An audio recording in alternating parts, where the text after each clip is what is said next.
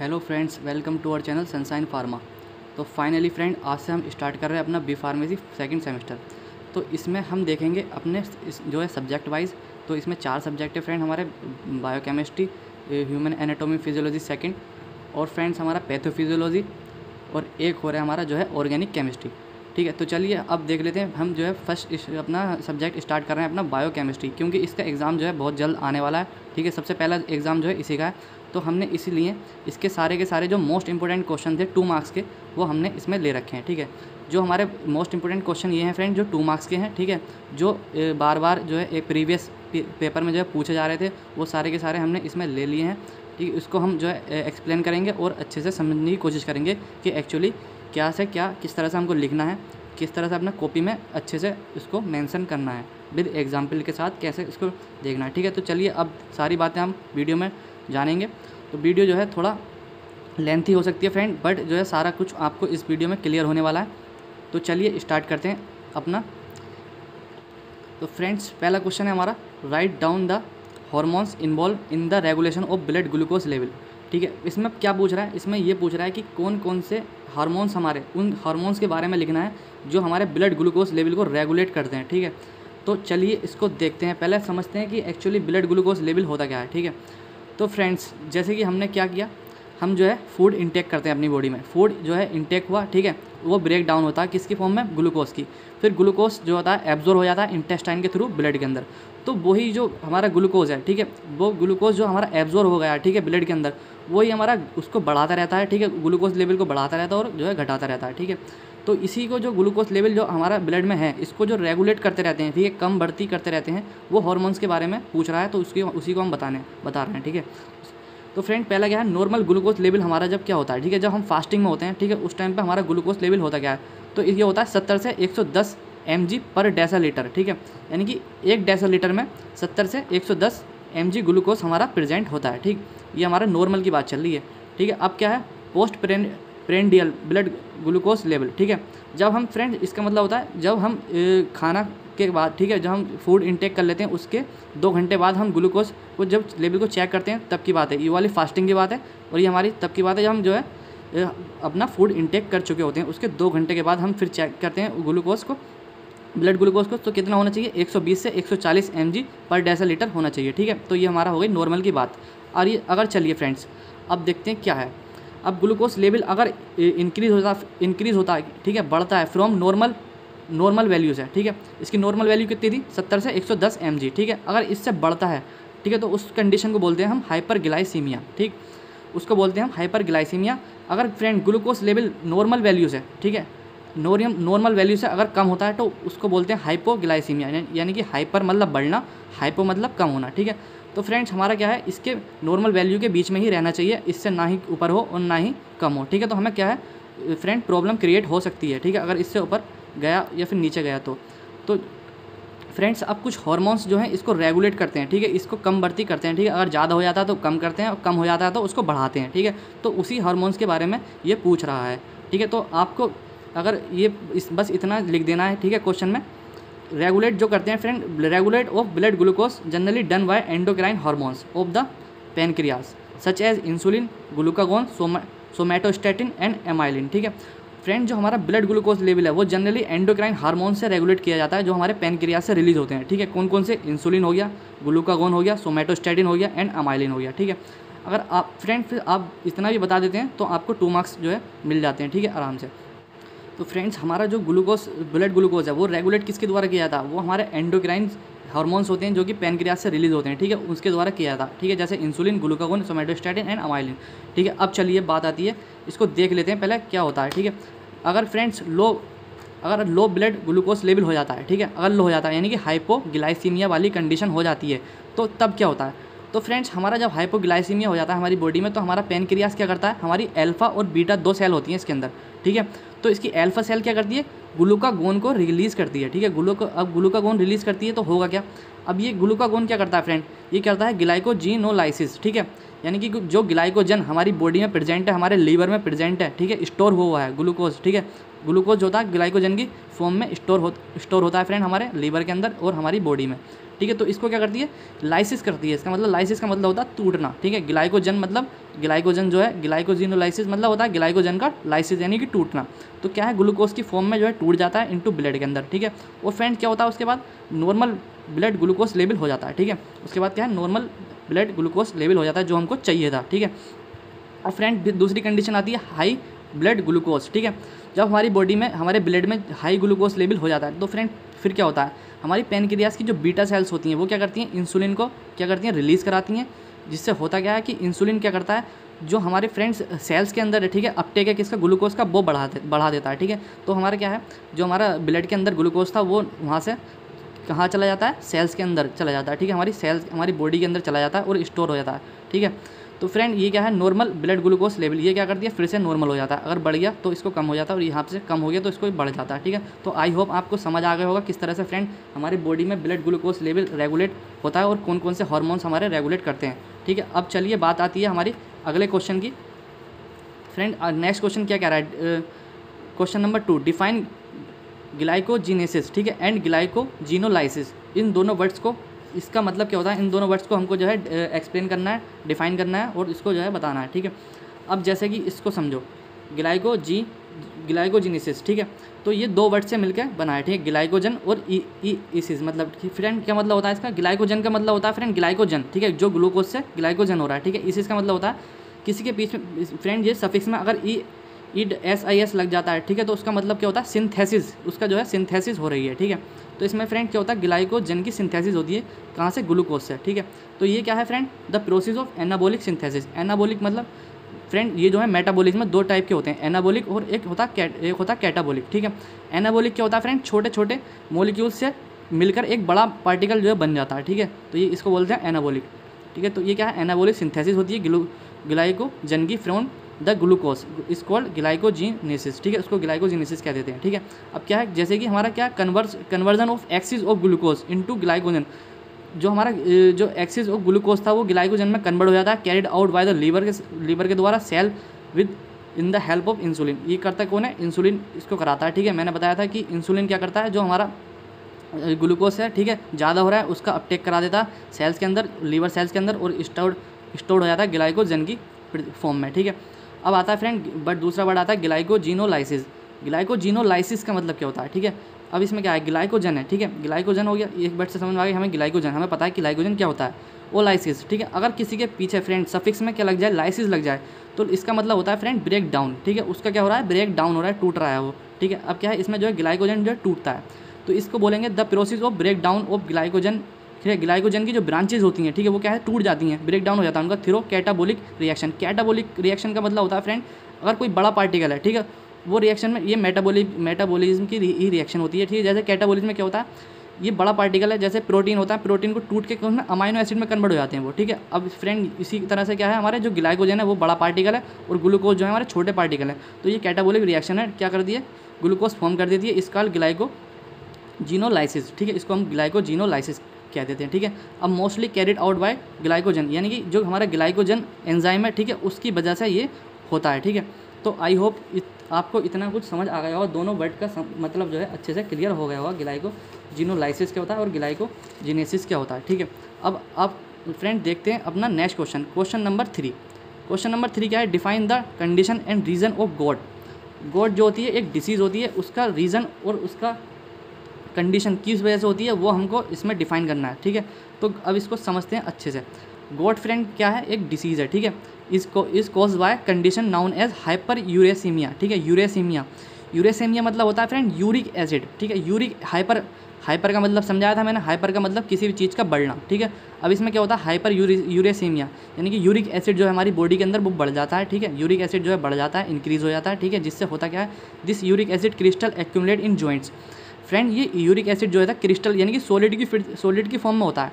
ये सॉलिड के बहुत जो छोटे छोटे पार्टिकल होते हैं, जैसे स्टोन बन जाते हैं ना हमारे कहाँ पर, किडनी में स्टोन बन जाते हैं, ठीक है। इसी तरह से कहाँ पर ये जॉइंट्स में जाके क्या हो जाता है, एक्यूमुलेट हो जाता है, इकट्ठा हो जाता है।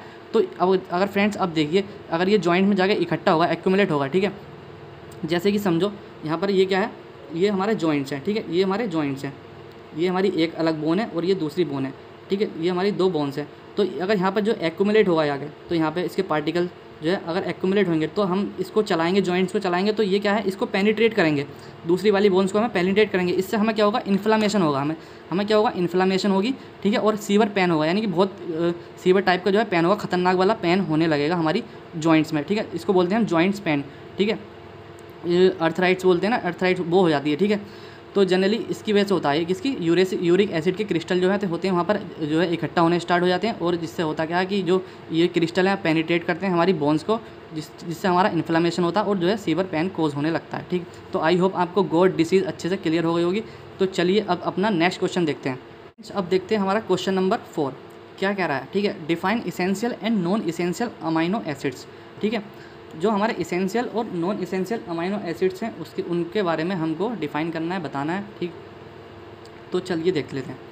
अब चलिए इसेंशियल मतलब इसेंशियल से आ रहा है कि ज़रूरी, ठीक है, हमको जो है ज़रूरी है अमाइनो एसिड्स। तो क्यों ज़रूरी हैं, क्योंकि फ्रेंड्स ये इसेंशियल इसलिए होते हैं क्योंकि इसको हमारी बॉडी जो है बना नहीं पाती, इसको जो है सिंथेसिस नहीं कर पाती है हमारी बॉडी, ठीक है। तो इसलिए हमको ये ज़रूरी होते हैं, हमको क्या है ये डाइट से लेने पड़ते हैं, ठीक है, डाइट से, या फिर हमको इसको सप्लीमेंट लेना पड़ता है, ठीक है। तो ये क्या होते हैं friend, the amino acid which can not be synthesize by the body, ठीक है, हमारी बॉडी सिंथेसाइज नहीं कर पाती है, and need to be supplied through diet, यानी कि हमें सप्लाई करनी पड़ती है कहाँ से, डाइट के थ्रू, ठीक है। इसका एग्जांपल है जैसे हिस्टडीन है और वैलिन है, ठीक है, इसके एग्जांपल हैं। तो आई होप ये इसेंशियल समझ में आ गया होगा आपके। अब जो है नॉन इसेंशियल समझते हैं। तो नॉन इसेंशियल फ्रेंड क्यों होते हैं नॉन इसेंशियल, हमको इसकी ज़रूरत नहीं होती है। क्यों नहीं होती है, क्योंकि हमारी बॉडी इसको सिंथेसिस कर लेती है, ठीक है, हमारी बॉडी के अंदर। तो हमें जैसे क्या है, the amino acid which can be synthesize by humans body and not essential to include in our diet, यानी कि हमें ज़रूरत नहीं है अपनी डाइट में इसको लेने की, ठीक है, क्योंकि हमारी बॉडी इसको कर लेती है सिंथेसिस, ठीक है। इसके एग्जाम्पल है टायरोसिन हो गया फिर फ्रेंड्स, और इसका ग्लूटामाइन इसका एग्जाम्पल है। तो आई होप इतना क्लियर हो गया होगा फ्रेंड्स। अब अपना नेक्स्ट क्वेश्चन देख लेते हैं। नेक्स्ट क्वेश्चन क्या कह रहा है, ठीक है, question number 5, what is phospholipid, give example. Phospholipid क्या होते हैं, इसका एग्जाम्पल के साथ हमको समझाना है, ठीक है, एक्सप्लेन करना है अच्छे से। अब फॉस्फोलिपिड, ठीक है, अब फॉस्फोलिपिड्स बच्चे आप क्या समझ रहे हो, ठीक है, ये एक पूरा का पूरा वर्ड है, इससे आप क्या समझते हो, ठीक है। तो ये 2 वर्ड से मिलकर बना होता है, ठीक है, फॉस्फो, ठीक है, प्लस लिपिड, ठीक है। फॉस्फो मतलब क्या होता है फ्रेंड, फॉस्फेट ग्रुप होगा कहीं ना कहीं, इसलिए तो फॉस्फो वर्ड आ रहा है, ठीक है। लिपिड का मतलब आपको बताइए लिपिड क्या होते हैं, ठीक है, जैसे ऑयल हो गया, ठीक है, फैट हो गया, ये सारे क्या होते हैं, लिपिड होते हैं। तो यहाँ पर लिपिड मॉलिक्यूल हो गया, जैसे ग्लिसरॉल हो गया। तो चलिए अब देख लेते हैं।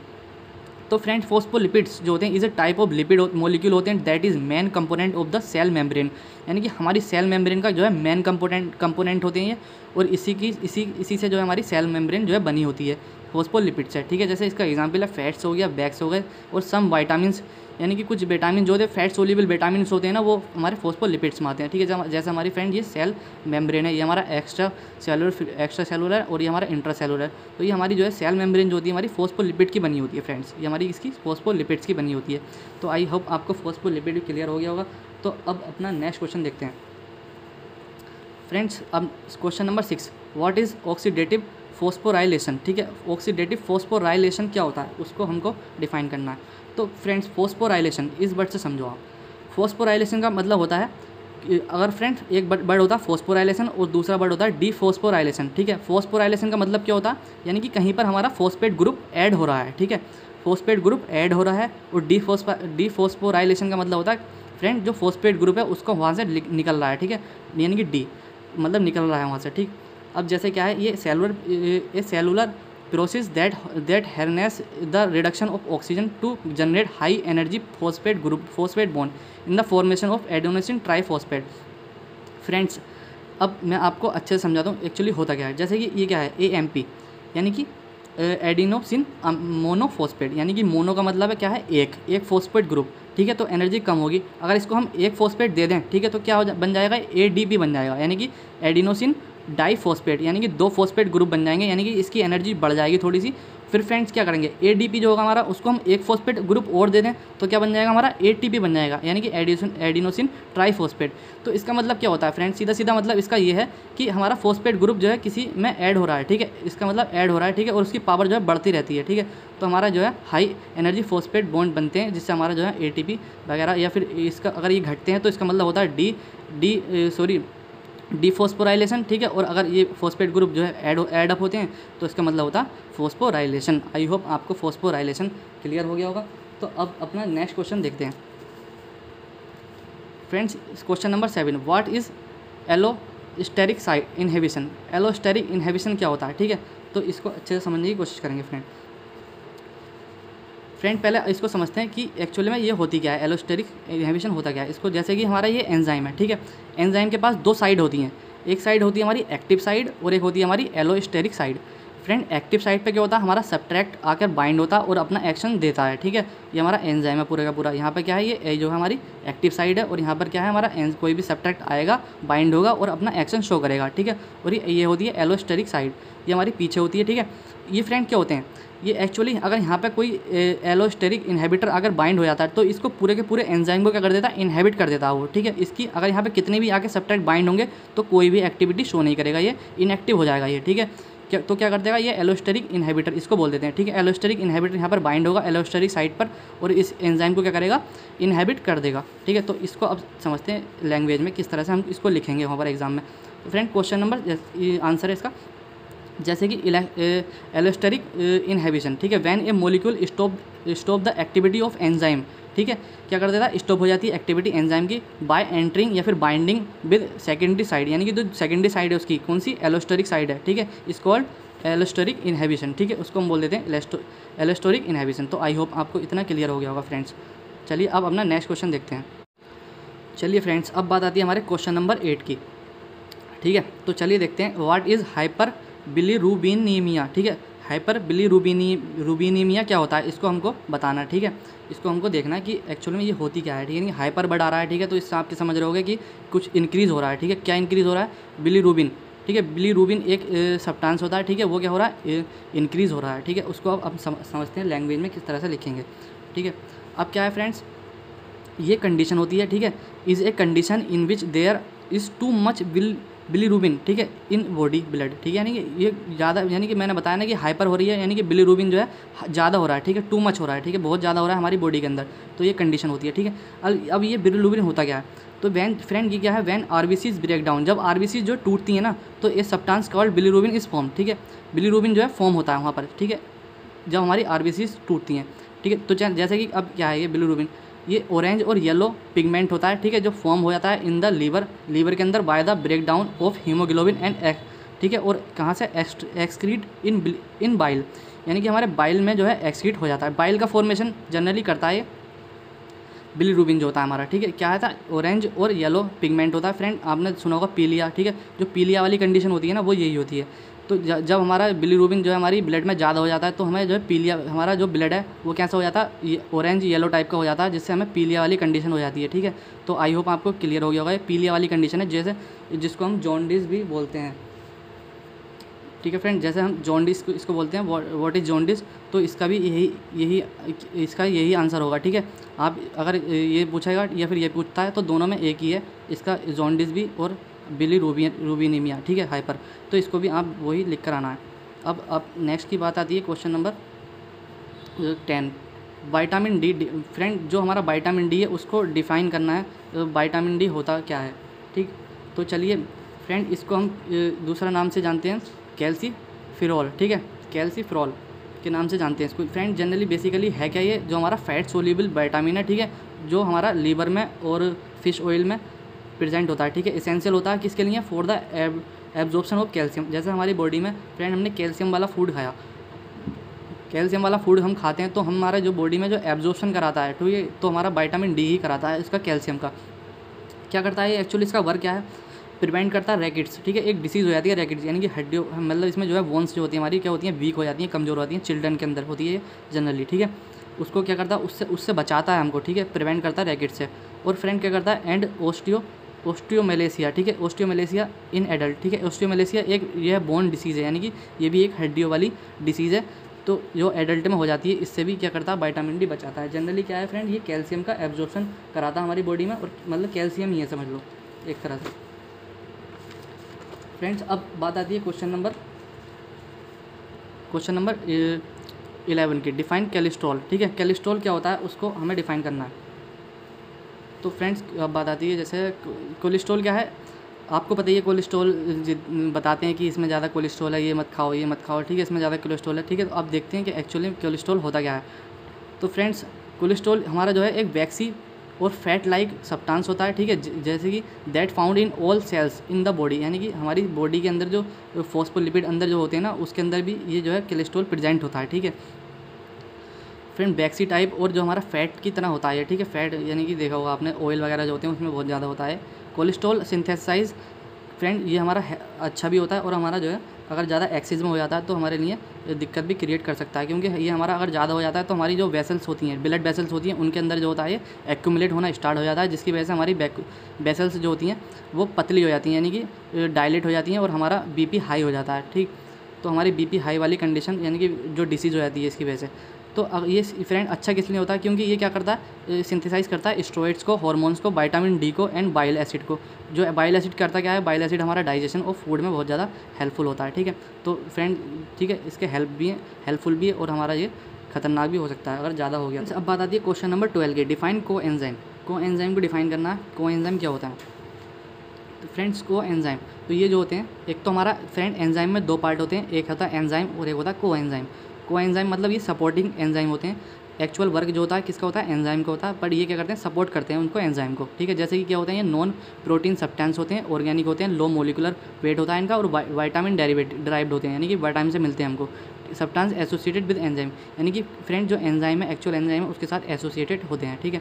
अब क्या है, they have no any action, इसका कोई भी एक्शन नहीं होता, बट क्या करते हैं, इन्हांस कर देते हैं द एंजाइम एक्शन। जो हमारा एक्चुअल एंजाइम है उसके एक्शन को क्या करते हैं, इन्हांस कर देते हैं, ठीक है। जैसे इसका एग्जाम्पल है हमारा NADP, ठीक है, फॉस्फेट, ठीक है, इसका एग्जाम्पल है। अब अपना नेक्स्ट क्वेश्चन की देखते हैं। नेक्स्ट क्वेश्चन क्या है friend, question number 13, define enthalpy and entropy.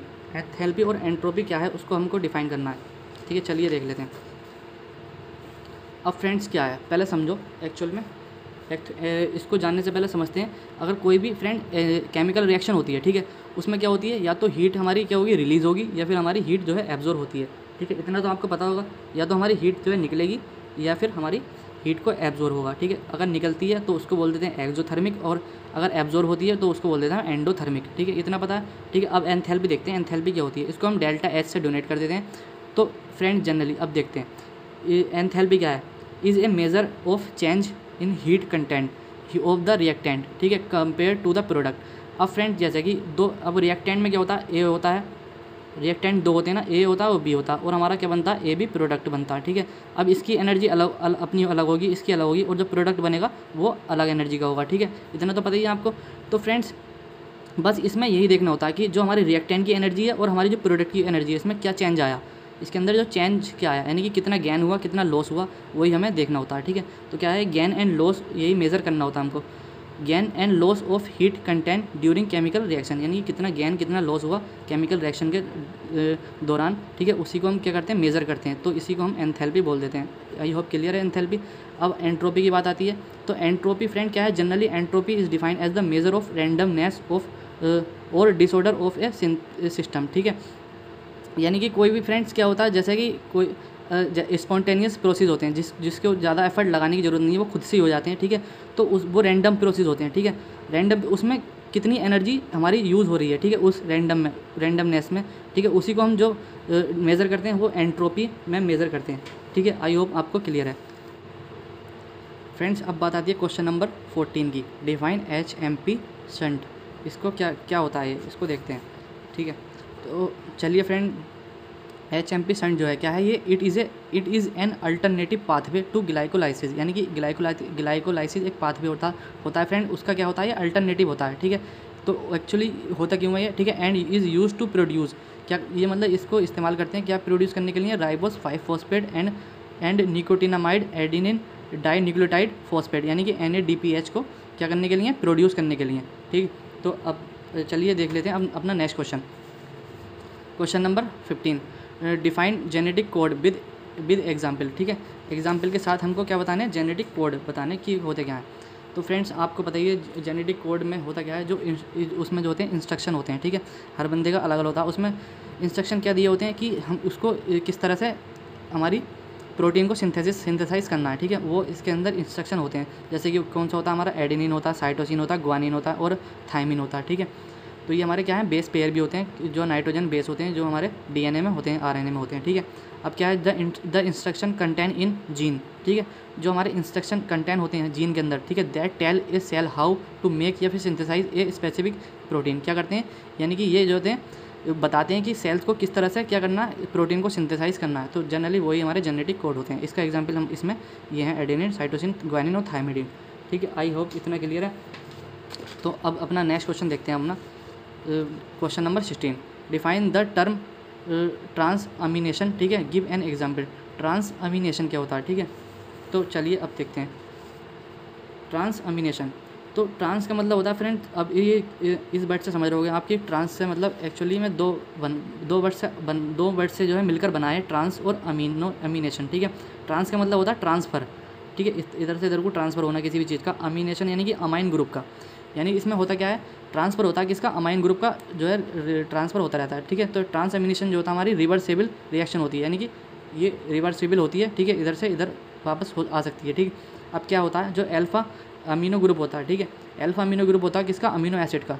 Amino acid का जो अल्फ़ा अमीनो ग्रुप होता है वो क्या हो जाता है, ट्रांसफ़र हो जाता है टू कीटो एसिड, यानी कि कीटो में कन्वर्ट हो जाता है वो। जो अल्फ़ा अमीनो ग्रुप था इसका अमाइनो एसिड का, वो क्या हो जाता है, ट्रांसफ़र हो जाता है कीटो ग्रुप में, वो जो कीटो एसिड के, ठीक है। तो रिजल्ट क्या होता है, result in the formation of new amino acid and new keto acid. इसकी वजह से क्या होते हैं, न्यू अमाइनो एसिड बनते हैं और न्यू कीटो एसिड बनते हैं। जैसे कि ये क्या है, हमारा अमाइन ग्रुप लगा हुआ है, ठीक है, ये अमाइनो एसिड है, ये अमाइन ग्रुप लगा हुआ है। अब क्या है, ट्रांस अमीनेस एक एंजाइम होता है, ठीक है, करता क्या है, जो हमारा NH2 था यानी कि हमारा अमीन था, इसको क्या है कीटो में कन्वर्ट करता है, ठीक है।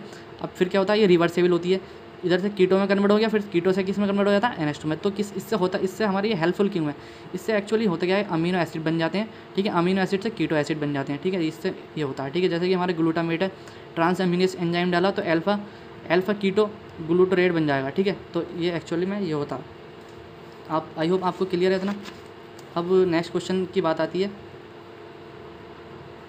चलिए फ्रेंड्स, अब बात आती है क्वेश्चन नंबर 17 की, list two disease associated with glycogen metabolism. Glycogen metabolism disease के बारे में हमको डिफाइन करना बताना है, ठीक। अब फ्रेंड्स जैसे कि आपको पता है ग्लाइकोजन से रिलेटेड है, तो ग्लाइकोजन से मतलब किस तरह से हो सकती है, तो मेटाबॉलिज्म की बात आ रही है, तो उसका मेटाबॉलिज्म या तो हो नहीं रहा है, या फिर उसको जो है उसका ब्रेक डाउन नहीं हो रहा है, या फिर उसका स्टोरेज नहीं हो रहा है, ठीक है। तो क्या है, ग्लाइकोजन स्टोरेज डिसीज़ इसको बोल देते हैं, GSD शॉर्ट में बोल देते हैं, ठीक है। टाइप फर्स्ट और टाइप सेकंड, दो तरीके की ये डिसीज़ होती हैं। तो इसमें होता क्या है, ये एक रेयर मेटाबॉलिक डिसऑर्डर होता है, where the body is not able to properly store और ब्रेक डाउन ऑफ ग्लाइकोजन, यानी कि ना तो ग्लाइकोजन को बॉडी जो है प्रॉपरली या तो स्टोर कर पाती है और ना ही उसको ब्रेक कर पाती है, यानी कि ग्लूकोज में, ठीक। तो ये एक मेटाबॉलिक डिसऑर्डर है हमारा फ्रेंड। जैसे कि टाइप सेकंड में देखते हैं, do not have enough enzyme to break glycogen, यानी कि हमारे बॉडी के अंदर, हमारी बॉडी के पास एंजाइम नहीं होते उसको ग्लाइकोजन को ब्रेक करने के लिए, ठीक है। यानी कि ग्लाइकोजन से ग्लूकोज नहीं बन पाता है, ठीक है, और ना ही ग्लूकोज से ग्लाइकोजन बन पाता है, ठीक है। आई होप इतना क्लियर है। अब देखते हैं नेक्स्ट क्वेश्चन अपना। तो फ्रेंड्स क्वेश्चन नंबर 18 क्या कह रहा है, ठीक है, define ketone bodies. Define ketone bodies क्या होती हैं, एंड कीटो एसिडोसिस होता क्या है, इसको समझते हैं। तो फ्रेंड्स जब हमारे बॉडी के अंदर जो फैट्स जो होते हैं वो ब्रेक होते हैं, ठीक है, जब टूटते हैं ना, तो फ्रेंड जब वो टूटते हैं, ब्रेक डाउन होता है उनका, तो प्रोड्यूस क्या होता है, एक कंपाउंड जो प्रोड्यूस होता है कार्ड कीटोन। जब वो ब्रेक डाउन होता है ना फैट का, जैसे कि हमारी बॉडी के अंदर फैट तो पता ही है आपको प्रेजेंट है, तो एक क्या है कीटोन ग्रुप जो है उसका रिलीज होता है, ठीक है। तो इसी को हम बोल देते हैं कीटोन और कीटोन बॉडीज़, ठीक है, कीटोन बॉडीज़ बोल देते हैं, जो हमारी मेन सोर्स होती हैं किसका, एनर्जी का, इन द बॉडी एंड ब्रेन के अंदर, ठीक है। क्या करती हैं, एनर्जी का काम करती हैं हमारी बॉडी के अंदर और ब्रेन के अंदर। तो फ्रेंड अगर जो एक्सिस में कीटोन ग्रुप होने लगते हैं ना बॉडी के अंदर, ठीक है, ब्लड के अंदर, तो क्या कर देता है वो कीटो एसिडोसिस का मतलब होता है, यानी कि कीटोन की वजह से हमारा ब्लड जो है एसिडिक हो जाता है, ठीक है। ब्लड बिकम एसिडिक, यानी कि ब्लड की pH कितनी होती है, 7.4 होती है समथिंग, ठीक है। तो उससे क्या होती है, वो 7.2 अप्रोक्स होती है, ठीक है। तो उससे क्या होता है, डिग्रीज हो जाती है, यानी कि एसिडिक हो जाता है हमारा ब्लड जो होता है एसिडिक हो जाता है, ठीक है। तो आई होप आपको कीटो एसिडोसिस समझ आ गया होगा। अब बात आते हैं हमारा क्वेश्चन नंबर 19 की। क्वेश्चन नंबर 19 क्या कह रहा है, differentiate between apo enzyme and holo enzyme, ठीक है। इसको दोनों को क्या करना है, डिफ्रेंशिएट करना है, बताना कि होते क्या हैं। तो फ्रेंड हमारा एपो एंजाइम जो होता है क्या होता है, इनएक्टिव फॉर्म होती है ऑफ एंजाइम की, ठीक है। और होलो एंजाइम क्या होता है, ये हमारा क्या है, चलो पहले समझते हैं दोनों को होते क्या है, ठीक है। ये हमारा क्या है, एक एंजाइम है, ठीक है, इसको बोलते हैं एपो एंजाइम, ठीक है। अब इसको मिला हमारा कोफैक्टर। अब इसने क्या किया, कोफैक्टर को लिया, तो ये हमारा जब कोफैक्टर और एपो एंजाइम मिलकर क्या बनाते हैं, होलो एंजाइम बनाते हैं, ठीक है, दोनों मिलकर क्या बनाते हैं, होलो एंजाइम, ठीक, इतना समझ आ गया, ठीक है। तो फ्रेंड क्या होता है, ये यहाँ पर क्या होता है, ये तो इनएक्टिव होता है फ्रेंड, जब इसके साथ कोफैक्टर मिल जाता है, जब होलो एंजाइम बन जाता है, तो क्या होता है, एक्टिव फॉर्म में आ जाता है अपनी, ठीक है, ये हो जाता है एक्टिव, ये होता है इनएक्टिव। फ्रेंड जब ये क्या है, इनएक्टिव फॉर्म होती है, ये क्या होती है, apo enzyme bind with cofactor के साथ बाइंड हो जाता है एंड बिकम हेलो एंजाइम, ठीक है, विच इज़ एक्टिव, जो कि अपना एक्टिव है, ठीक है। अब क्या है friend, consist of protein part, ये जो होता है हमारा प्रोटीन पार्ट का बना होता है, और ये जो होता है हमारा कंसिस्ट ऑफ एपो एंजाइम, यानी कि एपो एंजाइम एंड कोफैक्टर से दोनों से मिलकर बना होता है ये, ठीक। ये फ्रेंड क्या करता है, incomplete and less complex enzyme है, ठीक है, इनकम्प्लीट कम और लेस कॉम्प्लेक्स है, ठीक है, बट हमारा जो ये है क्या, ये क्या है, कंप्लीट है एंड मोर कॉम्प्लेक्स, बहुत ज़्यादा कॉम्प्लेक्स एंजाइम है, ठीक है। इसका एग्जांपल हम लेंगे जैसे कि catalytic component of DNA polymerase, जो हमारा कैटालाइटिक कंपोनेंट होता है, ठीक है, डीएनए पॉलीमरेज हमारा क्या है, एक एंजाइम है जो हमारे डीएनए पॉलीमराइजेशन में काम आता है, ठीक है। तो उसका कैटालाइटिक कंपोनेंट जो होता है वो हमारा इसका एग्जांपल होगा, ठीक है, इसका एपो एंजाइम का, ठीक है। दूसरा एग्जांपल क्या है, क्या लेंगे हम, मल्टी सब यूनिट, ठीक है, मल्टी सब unit complex of DNA polymerase, यानी कि फ्रेंड जो डीएनए पॉलीमरेज है उसकी मल्टी सब यूनिट कॉम्प्लेक्स लेंगे तो वो किसका एग्जाम्पल बैठेगा, हमारा हेलो एंजाइम का, ठीक है। आई होप ये आपको क्लियर हो गया होगा। अब बात आती है हमारी क्वेश्चन नंबर 20 की, write down the biological role of nucleic acid. Friend biological role पूछ रहा है न्यूक्लिक एसिड के, तो आपको तो पता ही होगा कि न्यूक्लिक एसिड के बायोलॉजिकल रोल क्या होते हैं। तो फ्रेंड्स आपको पता है कि क्या क्या करता है, DNA is the chemical basis of heredity, यानी कि हेरिडिटी इसके अंदर होती है, हमारे डीएनए के न्यूक्लिक एसिड के अंदर होती है, ठीक है, सारे के सारे जेनेटिक इन्फॉर्मेशन इसके अंदर रहती है हमारी। और क्या होता है, रेस्पॉन्सिबल होता है किसके लिए, जो हमारा हम एक स्पीसीज यानी कि आइडेंटिफिकेशन ऑफ डिफरेंट स्पीसीज़ को, यानी कि जैसे कि मैं हूँ या आप हो, ठीक है, तो हम क्या हुआ, डिफरेंट स्पीसीज हो, ठीक है, तो बंदे हुए, तो हमारा न्यूक्लिक एसिड मेरा अलग होगा, आपका अलग होगा, ठीक है, तो उसी को क्या करना, आइडेंटिफाई करने में ये बहुत ज़्यादा हेल्प करता है, ठीक है, रेस्पॉन्सिबल होता है इसके लिए। फ्रेंड क्या है, दूसरा क्या है, DNA direct the synthesis of RNA, ठीक है, डीएनए से क्या बनता है, आरएनए बनता है, आरएनए से क्या बनती है, प्रोटीन बनती है हमारी, ठीक है, RNA direct turn into protein synthesis बनाता है, ठीक है। तो ये आपको पता हो गया बायोलॉजिकल क्या रोल होते हैं न्यूक्लिक एसिड के। अब क्वेश्चन नंबर बात आती है 21 की, draw the structure of ATP. ATP का स्ट्रक्चर हमको ड्रा करके दिखाना है, बताना है कि किस तरह से एटीपी होती है। तो एटीपी एडिनोसिन ट्राईफॉस्फेट, यानी कि यानी कि 3 फॉस्फेट होने चाहिए कहीं ना कहीं। तो फ्रेंड चलिए अब यहाँ से स्टार्ट करते हैं पहले। तो एडिनिन हमारा क्या होता है, न्यूक्लिक यानी कि बेस होता है, ठीक है, नाइट्रोजनस बेस होता है जो कि हमारे डीएनए में फॉर्म होता है, प्रेजेंट होता है, फॉर्मेशन में हेल्प करता है। तो चलिए अब एडेनिन हो गया, फिर उसके बाद हो गई हमारी राइबोस, ये हमारी एडेनिन साइक्लिक ग्रुप हो गया, ठीक है, ये हमारी हो गई राइबोस शुगर हो गई, ठीक। फिर इसमें क्या होते हैं, हमारे 3 फॉस्फेट ग्रुप लगे होते हैं, ठीक है। अगर ये फ्रेंड्स इसमें अगर मोनो होता तो 1 फॉस्फेट होता, अगर डाई होता ना तो 2 फॉस्फेट होते, और ये क्या है, ट्राई है तो ये 3 फॉस्फेट ग्रुप हैं, ठीक है। तो यहाँ से क्या हो जाता है, ADMP हो जाता, यहाँ पे क्या हो जाता यहाँ पे हो जाता ADMP डाई, ठीक है, और यहाँ पे हो गया ATP ट्राई, ठीक है। तो इस तरह से ये ट्राई यानी कि अल्फा बीटा गामा पोजीशन पे 3 हमारे फॉस्फेट ग्रुप लगे हुए हैं, ठीक है। तो ये इसका ATP का स्ट्रक्चर है। तो क्लियर है फ्रेंड्स। अब बात आती है हमारी क्वेश्चन नंबर 22 की, what are energy rich compound, ठीक है, एनर्जी रिच कंपाउंड क्या होते हैं, गिव एग्जाम्पल, उसका एग्जाम्पल देना है। तो फ्रेंड्स चलिए देखते हैं एनर्जी रिच कंपाउंड्स क्या होते हैं। इसको हम बोल देते हैं, इसको दूसरा नाम से बोल देते हैं हाई एनर्जी कंपाउंड बोल देते हैं।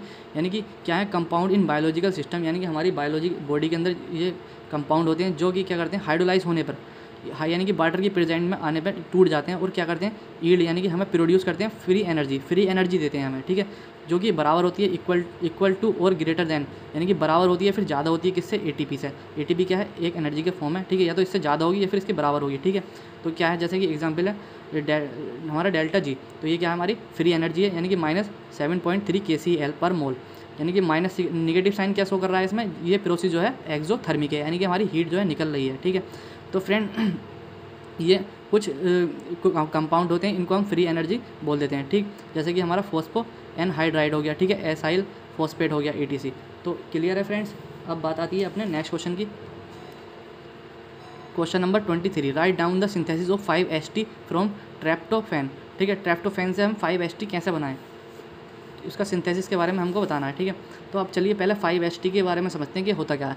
5-HT मतलब फ्रेंड 5 हाइड्रो ट्रेप्टा अमीन, ठीक है, ट्राइप्टामीन बोलते हैं, ठीक है। इसको दूसरा नाम होता है सेरोटोनिन, ठीक है। सेरोटोनिन फ्रेंड आपने सुना होगा, जो हम फीलिंग हमारी प्लेजर फीलिंग आती है, ठीक है, हैप्पीनेस होते हैं, हम अच्छा फील करते हैं, स्लीपी मूड है, ठीक है। तो क्या ये जो हमारी फीलिंग जो आती है किसकी वजह से आती है, हमारे सेरोटोनिन की वजह से, यानी कि इसकी 5-HT की वजह से आती है। इसका एक रिसेप्टर होता है, ठीक है, ये एक न्यूरोट्रांसमीटर है और ये अपने रिसेप्टर पर बाइंड हो जाता है, ठीक है। अगर फ्रेंड जैसे आपने देखा होगा कि बंदों को नींद नहीं आती है, ठीक है, एंजाइटी होती है बहुत ज़्यादा, ठीक है, तो उसको क्या है, ये दवाई दी जाती है, ठीक है, 5-HT इसको। तो इससे होता क्या है कि ये जो है हमारी वेल बींग हैप्पी हमें फील कराता है, ठीक है, और हमारी रेगुलेट करता है कि इसको स्लीप को, यानी कि नींद को अच्छा करता है, ठीक है, हमारा मूड को अच्छा करता है, और एंजाइटी जो होती है उसको डिक्रीज़ कर देता है, एपेटाइट जो होती है यानी भूख को हमारी बढ़ा देता है, ठीक है, ये हमारा करता है, ठीक है। अब इसका सिंथेसिस देख लेते हैं जो हमारा क्वेश्चन में पूछा गया है, ठीक है। जैसे कि हमारा ये ट्रिप्टोफैन क्या है, हमारा एक अमाइनो एसिड है। इससे हमारा किस तरह से हम जो है 5-HT बनाए, तो ये हमारा एरोमेटिक अमाइनो एसिड है, ठीक है।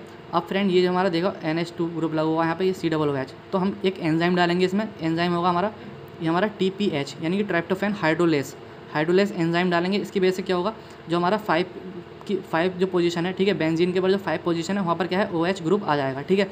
फिर से हम एक एंजाइम और डालेंगे, डीकार्बोक्सिलेज डालेंगे, ठीक है। डीकार्बोक्सिलेज की वजह से क्या है, ये COOH ग्रुप जो है क्या हो जाएगा, रिमूव हो जाएगा, डीकार्बोक्सिलेशन का मतलब, ठीक है। हाइड्रोलेस डालेंगे तो हाइड्रोक्सी ग्रुप जो है आ जाएगा, ठीक है। तो इस तरह से कुछ रिलेटेड है इसके नाम से, याद हो जाएगा आपको। तो फ्रेंड जैसे aromatic amino acid decarboxylase enzyme हम इसमें डालते हैं, ठीक है, तो जो हमारा ये COOH ग्रुप था ये वहाँ से रिमूव हो जाएगा और हमारा NH2 आ जाएगा। इसी को हम बोल देते हैं 5-हाइड्रोक्सी ट्रेप्टोमीन, ठीक है, ट्रेप्टोमीन। तो आई होप आपको क्लियर है फ्रेंड्स। चलिए अब देख लेते हैं अपना नेक्स्ट क्वेश्चन क्या है, 24। फ्रेंड 24 क्या कह रहा है, what is redox potential. Redox potential को बताना है क्या होती है रिडॉक्स पोटेंशियल। तो फ्रेंड्स देखते हैं, जो हमारी टेंडेंसी, ठीक है, इसको बोलेंगे the tendency of chemical species. जो हमारी केमिकल स्पीसीज़ हैं, ठीक है, उसकी टेंडेंसी होती है क्या करने की, रिड्यूस करने की बाय एक्सेप्टिंग। यानी कि अब देखो कोई भी कंपाउंड, अब रिडक्शन क्या होता है, रिडक्शन ये होता है कि अगर कोई केमिकल स्पीसीज जो है इलेक्ट्रॉन को एक्सेप्ट कर लेती है, उसका क्या होता है, रिडक्शन हो जाता है, ठीक है। तो क्या कर लेती है, अपने आप को रिड्यूस कर लेती है बाय एक्सेप्ट करके इलेक्ट्रॉन को, ठीक है, और क्या कर लेती है, ऑक्सीडाइज कर लेती है बाय डोनेट करके इलेक्ट्रॉन को, ठीक है। तो यही हमारी क्या होती है, रिडॉक्स पोटेंशियल होती है, सिंपल है। जैसे एग्जाम्पल देखते हैं हम, जैसे हमारे कॉपर है, अगर कॉपर ने एक इलेक्ट्रॉन गेन कर लिया, ठीक है, इलेक्ट्रॉन उसने गेन कर लिया, एक्सेप्ट कर लिया, इलेक्ट्रॉन एक्सेप्ट कर लिया, तो क्या कॉपर बन जाएगा, कॉपर के, तो इसका क्या हो गया, रिडक्शन हो गया, ठीक है। जैसे कि Fe2 पॉजिटिव है, इसने 2 इलेक्ट्रॉन गेन कर लिए, Fe बन गया यानी कि आयरन बन गया, तो ये क्या हो गया, इसका रिडक्शन हो गया, ये रिडक्शन प्रोसेस हो गया। अब ऑक्सीडेशन क्या होता है, ऑक्सीडेशन में जैसे कि हमारा Fe है, ठीक है, Fe के 2 इलेक्ट्रॉन हमारे निकल गए, ठीक है, Fe2 पॉजिटिव बन गया, 2 इलेक्ट्रॉन हमारे निकल गए, तो इसको हमने क्या किया, इसने डोनेट कर दिए, ठीक है। इलेक्ट्रॉन डोनेट का मतलब होता है ऑक्सीडेशन। तो आई होप आपको सारा कुछ क्लियर हो गया होगा ऑक्सीडेटिव पोटेंशियल।